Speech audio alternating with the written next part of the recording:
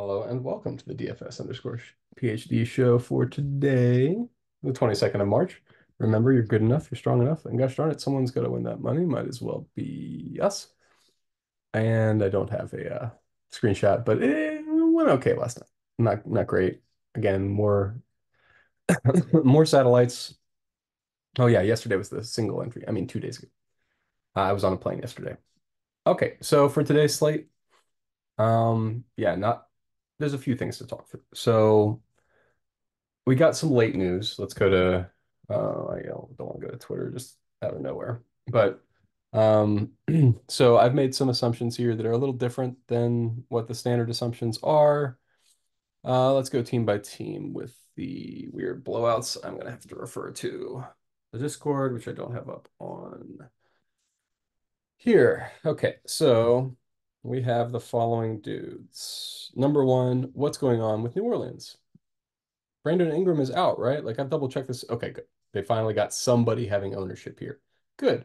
Some people should have ownership on New Orleans.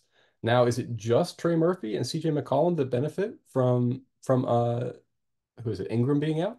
I don't think so. I think you should also have a bit of Zion. I think you should also have a bit of Herb Jones. I think you should also have a bit of Joe Val because they're playing against Miami.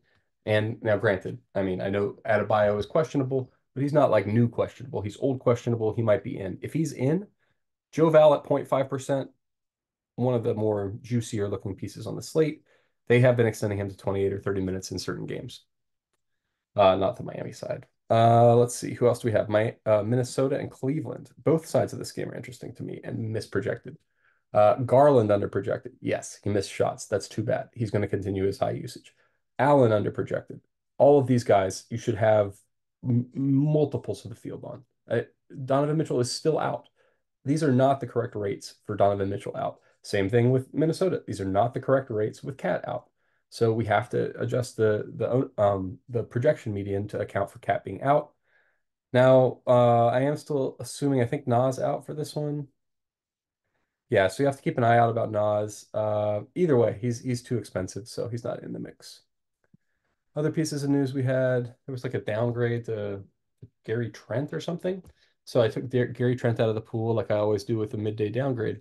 But the other thing you have to think about is who does this benefit? So I went and looked at Gary Trent off the court, and I saw it. We get a little bit more Bruce Brown, we get a little bit of Jordan Nwora usage, and there's a chance of Jameis Ramsey getting a few more minutes. Everybody else, I mean, you see, I'm getting to everybody from this team. They're a solid team. I mean, I don't want to lose my entire bankroll on Jontay Porter for the second straight slate, but if he starts, I mean, I'm not going off for Jontay Porter if he starts. It's still the right move. He's down to 20%. He was 40% earlier today when there wasn't other value. So I think he's still really, really good, even though he's been really, really bad for us recently. Anything else? Anything else?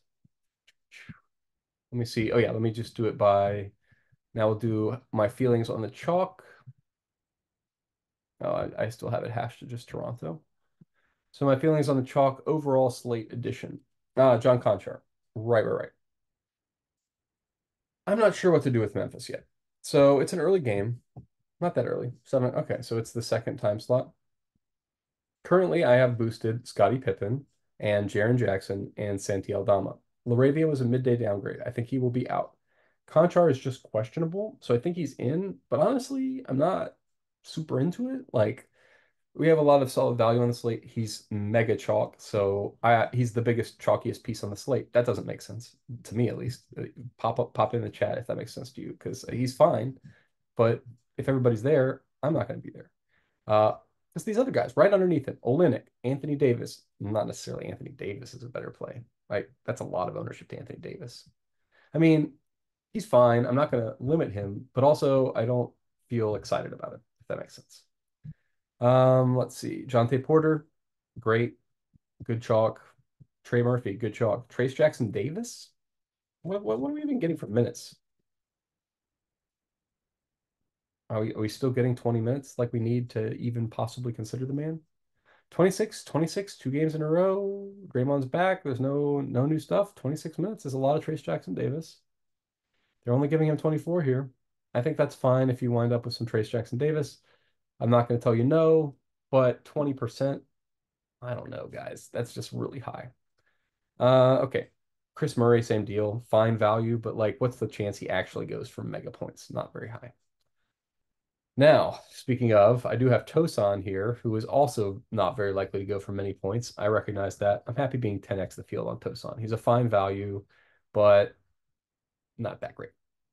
So leverage wise, top leverage plays for me, Jontay Porter, Herbert Jones, Jarrett Allen, Tyrese Maxey, another guy who like Embiid's still out. We still have to consider that for his median projection.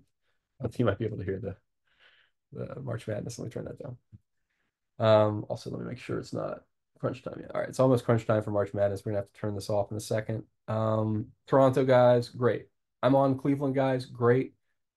I don't know what these Memphis guys like. I'm not as thrilled about that. So that's why I'm winding up in these leverage spots. The Memphis guys are fine, but I'm just going to match with them. Let's have a look at what I'm doing with the Memphis guys. Just to clarify, I am over the field on Triple J, GG Jackson, and Aldama because they're the guys who can score points for this team. Scottie Pippen Jr., if he starts and we have word there's no limit, great. Then you jam him. Then I don't have this 15% limit anymore. I go up to like 36 or 40% Scottie Pippen, and I probably take him up to like 32 or something projection wise. If we get news that he's starting, and Laravia and Conchar are out or something. Really, just if he starts. If Scottie starts is enough for me. He got 27 minutes last time. They've got him projected for 25.6, so I boosted him a little bit, but he is still highly owned. People do remember the good games. So unless it seems like later on he's coming in much less owned, I don't think I can probably get to as much Scottie Pippen as everybody else. Okay, now up at the top. I think it's an AD, an Ant-Man, and Maxi Knight. And then I've boosted Jarrett Allen, Triple J as well. Now, beyond that, you've got regular high scorers. I'm fine full fading LeBron. I'm fine lightly fading Tatum. Shea, I don't feel as good about Shea and Wemby being faded. So I think what I'm going to do is I'm going to make all three of these top guys the same guy on average because I don't think AD is a better guy than the other guys. And I assume that gets me to less AD and more of the other guys. Yes, particularly Wemby. I think matching the field on Wemby and Shea is more important to me than being overweight on Anthony Davis. Yeah, so I'm going to stick with that. Um, this is very little Tatum, but it's a blowout. I'm fine with just probably full fading him. We got a question mark too. So that's the other thing. Is this an early game? It's an early game. So we'll have this news by lock. But if Boston guys are out, don't ignore it. There's a lot of these guys that are questionable. Tatum, Brown, Porzingis, Al Horford. If they're all out, it's playing Derek White time. Like it's not other stuff time. It's playing Derek White time. He's going to almost triple double. Doesn't matter. It's a blowout game against Detroit still. So if any or all of the Boston guys are out, this team skyrockets up the list because these guys are not super expensive. Cornette if he starts, great. Pritchard if he starts, great. Hauser if he starts, great.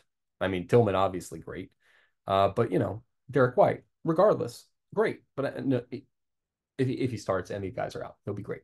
He's not going to not start. If he doesn't start and the guys are out, be careful. He might be like in name only available and not playing.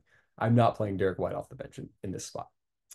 But yeah, that's what I got. I don't think I saw any other news. Let me just quick check, see if we got any new. No new news for today. Let me make sure I talked about it all. I talked about Joe Val without. Oh yeah, and then right. So this would be the first time for Toronto with this combination of guys out all year. So your guess is as good as mine, and you should take a guess. Like, don't not have a guess on what happens with this Toronto rotation if Trent is out. You need to boost some of these bench guys. You need to have pieces. You don't need to have 50% Jontay. That's a stand I'm still waffling on. Let's look at it overall on the slate. Where do I have his value? Slightly south of Jordan Nwora.